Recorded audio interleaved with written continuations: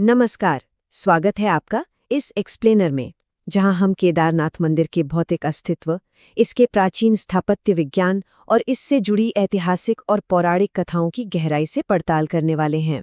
सदियों से ये सिर्फ एक मंदिर नहीं, बल्कि विज्ञान और रहस्य का एक ऐसा अद्भुत संगम रहा है जिसने बड़े बड़े दिग्गजों को चौंका दिया है। तो चलिए, बिना किसी देरी के सीधे शुरू करते हैं। 16 जून 2013 का वो दिन शायद ही कोई भूल सकता है। एक बेहद विनाशकारी बाढ़ मंदिर की तरफ पूरी स्पीड से बढ़ रही थी, लेकिन तभी कुछ ऐसा हुआ जिस पर यकीन करना मुश्किल है।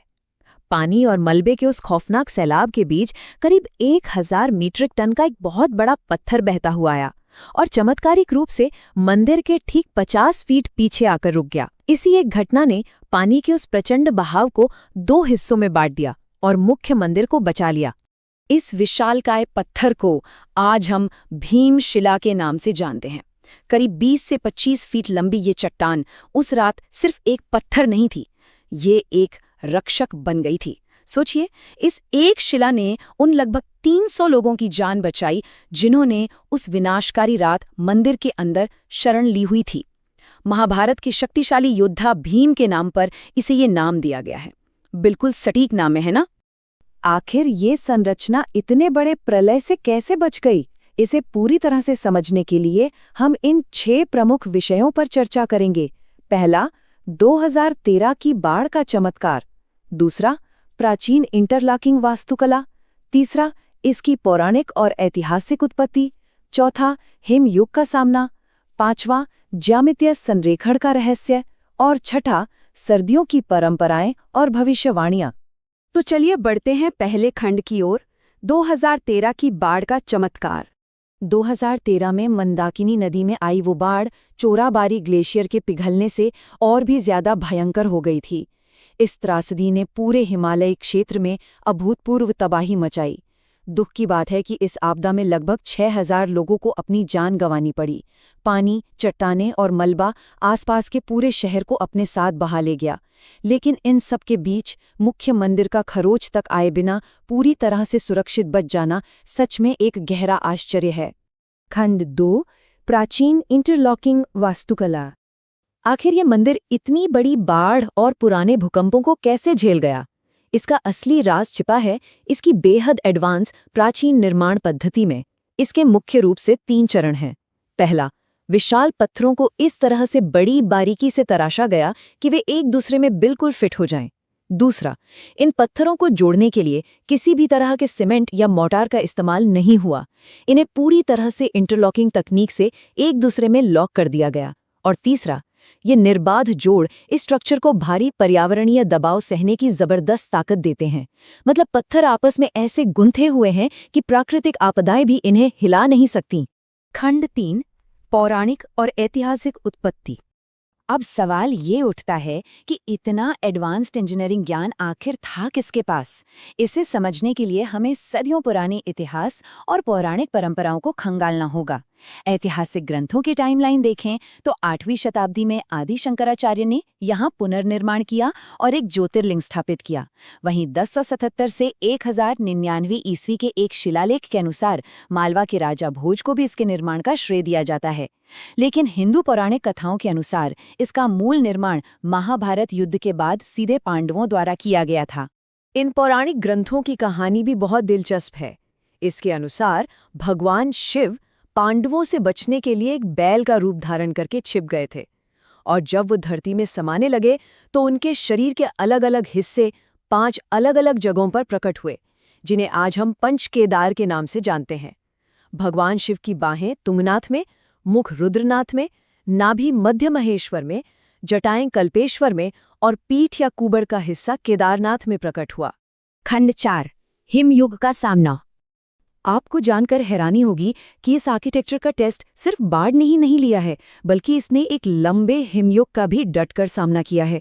Wadia institute of Himalayan geology के विजय जोशी जैसे वैज्ञानिकों द्वारा की गई ल्यूमिनेसेंस डेटिंग से ये साबित हो चुका है कि 13वीं से 17वीं शताब्दी के लिटिल आइस एज के दौरान ये मंदिर पूरे 400 सालों तक बर्फ की एक मोटी चादर के नीचे दबा रहा था। सोचिए, 400 साल! फिर भी बर्फ के इतने भारी दबाव के बावजूद उन सटीक इंटरलॉकिंग जोड़ों ने संरचना को बिखरने से बचाए रखा।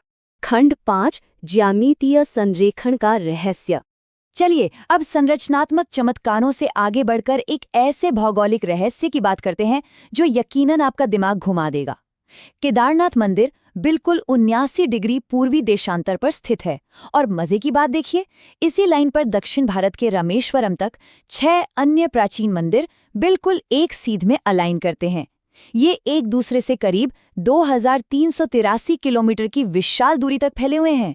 महर्षि पाणिनि संस्कृत विश्वविद्यालय के डॉक्टर उपेंद्र भार्गव का ये कथन इस बात को और भी स्पष्ट करता है। वो बताते हैं कि इन मंदिरों के निर्माण में अक्षांश और देशांतर का पूरा ध्यान रखा गया था। अब यहाँ सबसे बड़ा सवाल ये है कि आज से 1500 या 2000 साल पहले, जब कोई सैटेलाइट या मॉडर्न जीपीएस तकनीक थी ही नहीं, तब इतनी सटीक गणितीय और भौगोलिक कैलकुलेशन आखिर कैसे की गई होगी। खंड 6 सर्दियों की परंपराएं और भविष्यवाणियां। प्राचीन विज्ञान और गहरी आस्था का ये अद्भुत संगम मंदिर के वार्षिक शीतकालीन समापन के दौरान और भी ज्यादा स्पष्ट हो जाता है। अक्सर ये सवाल मन में आता है, आखिर होता क्या है जब मंदिर के दरवाजे लगातार 6 महीनों के लिए लॉक कर दिए जाते हैं। होता कुछ यूं है कि भाई दूज के बाद भारी बर्फबारी की वजह से ये हिमालयी क्षेत्र पूरी तरह से कट जाता है। तब मंदिर के गर्भगृह को 6 महीने के लिए सील कर दिया जाता है और मूर्ति को ऊखीमठ ले जाया जाता है। वहां इनकी पूजा कर्नाटक के वीरशैव जंगम समुदाय के पुजारियों, जिन्हें रावल कहते हैं, द्वारा कन्नड़ भाषा में की जाती है। लेकिन सबसे बड़ा रहस्य मंदिर के अंदर बंद है। कहा जाता है कि जब मंदिर को सील किया जाता है तो अंदर एक अकेला तेल का दीपक जलाया जाता है और वसंत में जब 6 महीने बाद दरवाजे खुलते हैं तो वो दीपक बिना किसी बाहरी मदद के लगातार जलता हुआ मिलता है। इन सब चमत्कारों के अलावा प्राचीन ग्रंथों में एक और हैरान करने वाली भविष्यवाणी का जिक्र मिलता है। इसके अनुसार एक समय ऐसा आएगा जब बड़े भूवैज्ञानिक बदलावों के कारण नर और नारायण नाम के पहाड़ आपस में मिल जाएंगे। इससे केदारनाथ और बद्रीनाथ का रास्ता हमेशा के लिए बंद हो जाएगा और तब भविष्य में भविष्य केदार और भविष्य बद्री के नाम से पूरी तरह से नए तीर्थस्थल उभरेंगे। तो जैसे जैसे हम इस एक्सप्लेनर के अंत तक पहुंचते हैं, हमारे सामने कई गहरे सवाल खड़े हो जाते हैं। क्या ये सदियों पुराने रहस्य किसी लुप्त हो चुके वैज्ञानिक ज्ञान का नतीजा है, या ये सिर्फ गहरे भूवैज्ञानिक संयोग हैं, या फिर कुछ ऐसा है जो हमारी आज की मॉडर्न समझ से बिल्कुल परे है। केदारनाथ का ये अविश्वसनीय अस्तित्व प्राचीन इंजीनियरिंग की क्षमताओं और हमारी प्राकृतिक दुनिया के छिपे हुए रहस्यों के बारे में ऐसे सवाल छोड़ जाता है जिन पर हमें लंबे समय तक विचार करना होगा। हमारे साथ